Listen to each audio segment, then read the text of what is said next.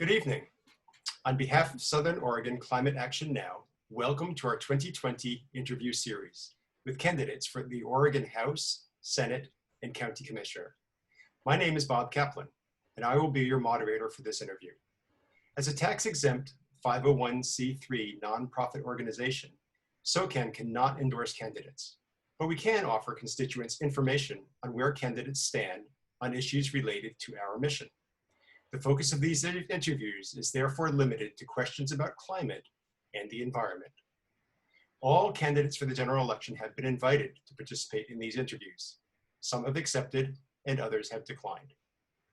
Today we'll be speaking with Barbara Fontaine, a candidate for House District 55. Thank you, Barbara, for joining us for this session. Thank you for inviting me.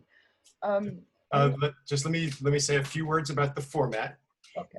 The format is really simple. We will have 2 minutes for candidate introductions, followed by 9 questions, each read by me. The candidate will have 2 minutes to answer each question, and then 2 minutes for closing remarks. To ensure a fair and balanced interview, all candidates receive the questions 7 days in advance and will be posed exactly the same questions. Also, to ensure fairness, there will be no follow-up questions. Okay, Barbara Fontaine, candidate for House District 55, welcome and thank you for joining us. Thank you. Now, Barbara, you may take up to 2 minutes for your introductory remarks. Okay. I come from Yakima, Washington, with my high school and a couple of years of college in Northern Virginia.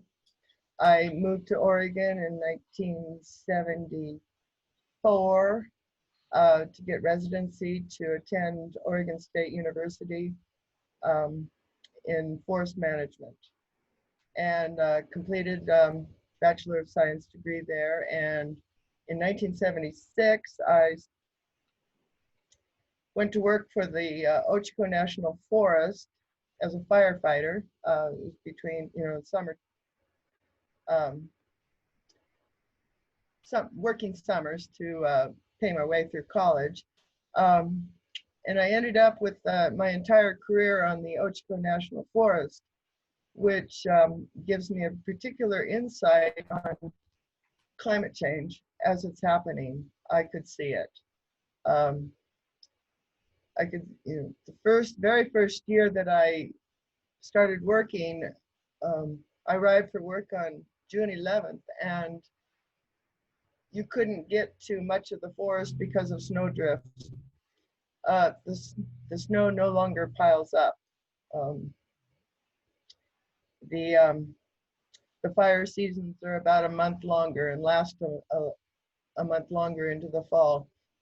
The streams run dry. So in one human being's memory, we can see this. And it's past time, way past time, to do some drastic action to change the situation. Okay, thank you. So we'll now move into the questions. First question is about drought. The increasing droughts we've been facing have resulted in frequent and substantial water shortages. Please explain what you think state government and agencies should do to address the increasingly difficult problems of water availability and water rights. This is a terrible problem. And first thing, let's stop rolling back protections in riparian areas and streams and wetlands. The other thing, there's a new legislative water committee that should help to coordinate all the various efforts to conserve and manage our waters. We can improve, or we need to improve the measuring and monitoring of groundwater and prohibit further depletion. We may need to do a moratorium on any additional pumping, and along with that, development.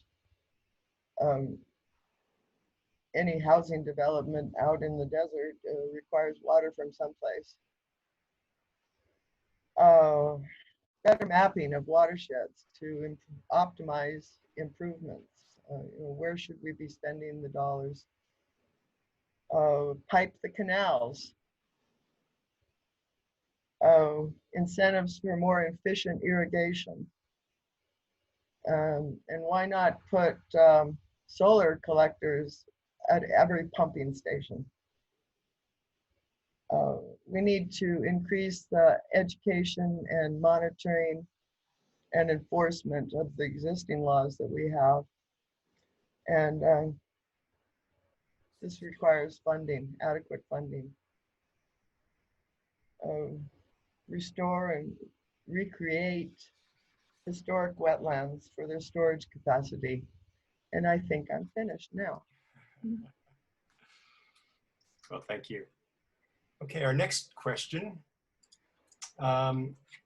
is about forests. Oregon's Forest Management Practices Act has not been revised for decades.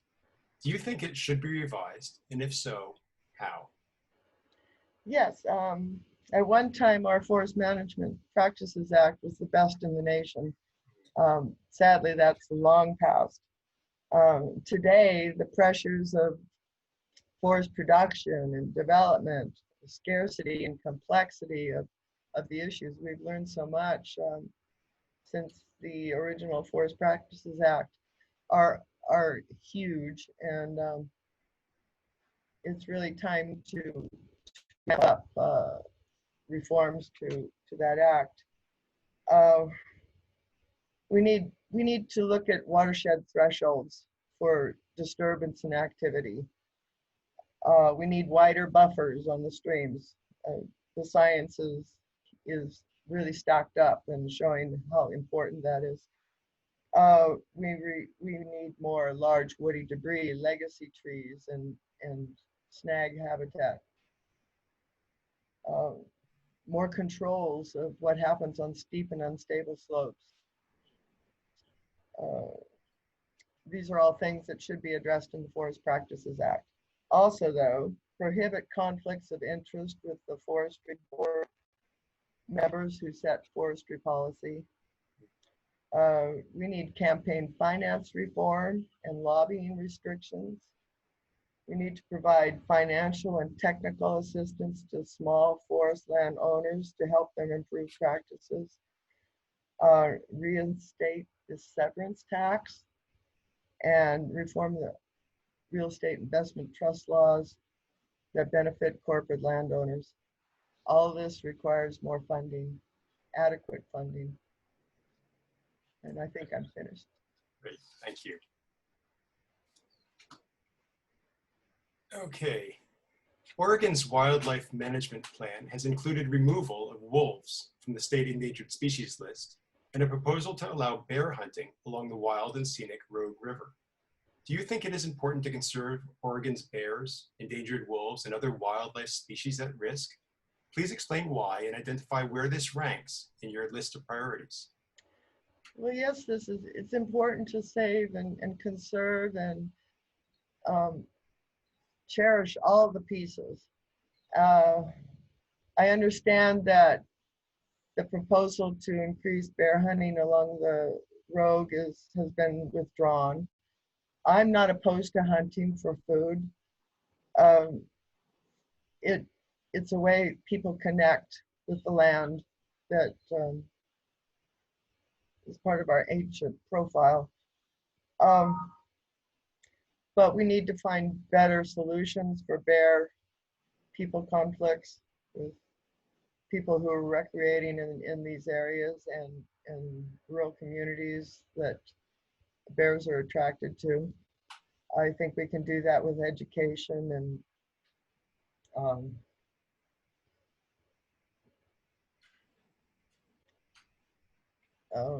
programs that show the benefits of learning to live with the bears.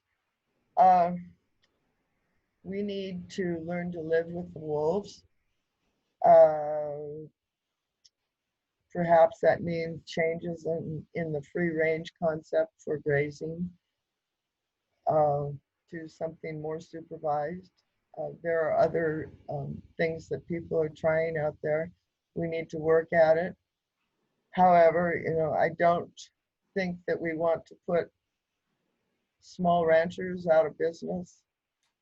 They rely on public range and even in their remote areas, their own lands are applicable. But I think it's a small price to pay to reimburse them.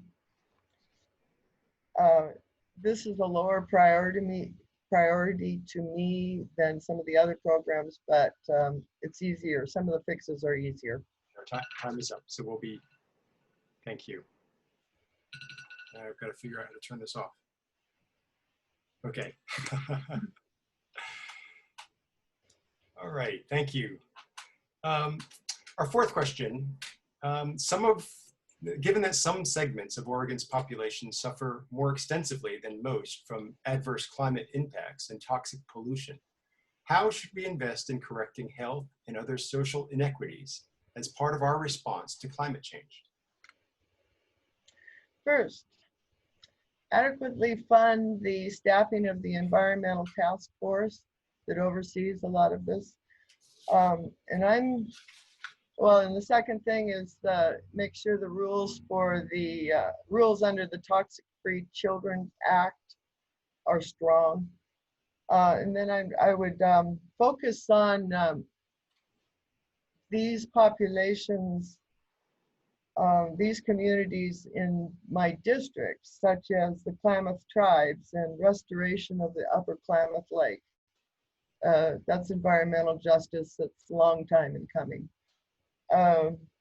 Migrant and local farm workers regarding substandard housing, working conditions, sanitation, facilities for bathing and clothes washing, better protection from toxic sprays, fertilizers.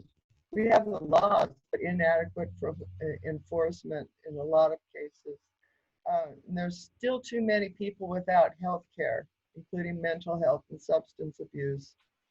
We need universal health care.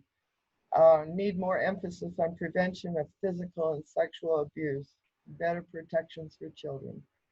And that's what I would work on. Thank you. How do you think, I'll let you take your sip of water. How do you think the state should promote and invest in clean jobs and a green economy as part of our efforts to reboot the economy following the COVID-19 crisis? If anything good can come out of the COVID-19 crisis, is that this is a chance to rebuild and refund services that help people. For example, expand on the expansion of rural broadband infrastructure. Maybe invest in local internet cooperatives. Expand rural post offices with services, maybe some DMV processes. Solar panels and electric vehicle charging stations on all new constructions and incentives for retrofitting. Let's invest in local production for local consumption. A lot of the rural areas are food deserts, which is kind of crazy when we're producing so much food. And then again, universal health care, single payer. People want a COVID test. They've lost their health insurance because they've lost their job. They're charged bills for just seeing the doctor to get the test. It's ridiculous. It should be much easier. Okay, thank you.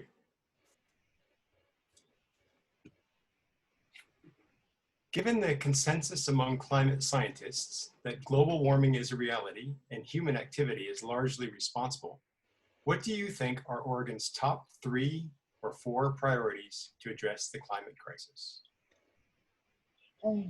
First, pass the Clean Energy Jobs Bill with better incentives for rural Oregon. If I'm elected, I will walk out. I will vote on this. But I do think that there could be better options for rural Oregon, Eastern Oregon. Next is strengthen and update Oregon's land use laws. Scarcity and development, or scarcity created by development is a scary thing to watch. And all over Oregon, you can see that in all marginal lands, if they can't make a profit, either through forestry or agriculture, become eligible for development. And this is destroying habitat. It's we don't have the migration corridors. We lose water. It's time to really strengthen those laws, and the laws that protect water, and make sure that it's available in rural water systems that are adequate and clean and safe. We need the funding to do this. Okay, thank you. Our seventh question. Do you support Governor Brown's Executive Order 20-04 establishing an Oregon Climate Action Plan? What elements of the executive order do you think should be strengthened, and how? Yes, I do, except that most of the elements that are listed under the her executive order are hampered by low funding and staff levels that will result in weak results and long delays in producing working plans to implement. Again, it's the elements that include Oregon's land use laws, and there are loopholes that need to be fixed, and more protection for natural and working landscapes to stop development. I think are strong parts of her platform. I already mentioned, and this is really important, is the marginal lands that are being developed, reducing the ability of species to migrate in climate change and the changing landscape. This is going to be critical. Okay, thank you. Okay. Our next question is about fire. Fire ecologists argue that climate change is the single greatest contributor to wildfires. What do you think should be done in the short term and the long term to address the problem of fire and smoke that is bedeviling Southern Oregon? Unfortunately, climate is the main driver for the kind of plant community, the kind of vegetation occupying a given site. And when climate changes, so does the vegetation. Since much of the existing, say, forest cover that we have now developed under cooler, wetter conditions, it's not going to make it. A warmer, drier climate will result in vegetation types that endure shorter fire return intervals. And we're already dealing with landscapes that have missed fire cycles. So there's been a buildup. There's increased levels of stocking, or just more trees per acre, more canopies, more brush, more understories. And along with the changing climate is the change in insect and disease cycles that induce mortality. Um, Insects that attack forest trees can, in many cases, can have more than one life cycle per year. So we can try massive investment in converting stands to more resilient native species compositions that are more early sterile, more fire resistant. For example, the oak woodlands of the Willamette Valley in Southern Oregon, those are mostly gone because of missed fire cycles. And stop building in fire-prone areas. Okay, thank you. And our last question. Methane is a greenhouse gas 86 times more potent than carbon dioxide. Given the inevitable emissions of methane that would result from the proposed Pembina Jordan Cove LNG export facility and pipeline, please explain where you stand on the project and why you reached that conclusion. We must not allow this. Remaining hydrocarbon fuels need to stay in the ground. And also, this kind of development never pays for all the environmental costs. They're socialized. So I'm thinking of Coos Bay itself. There will be environmental degradation that doesn't have to do with the methane. No, this is an absolute crazy thing to do. We must not do it. Okay, thank you. So now, Barbara, you may take up to 2 minutes for closing remarks. Okay. So we have an opportunity now to rebuild Oregon public policy with the economic crisis Oregon faces, the budget crisis, and the things that COVID-19 is teaching us about community. And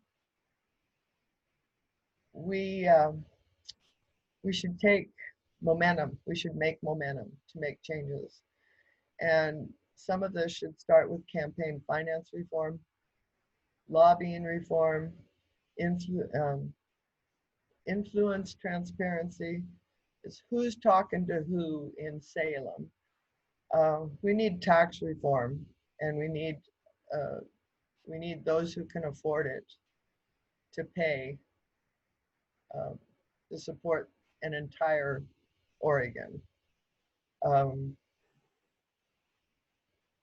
So I'll probably leave it with that these are hard problems, and we need to be willing to do the hard work, basic changes. Thank you. Okay, thank you. This concludes our interview with Barbara Fontaine, candidate for House District 55. Thank you very much, Barbara, for joining us. Thanks to you for viewing, and thanks to Carmen Profit for driving the technology that made all of this possible. Goodbye.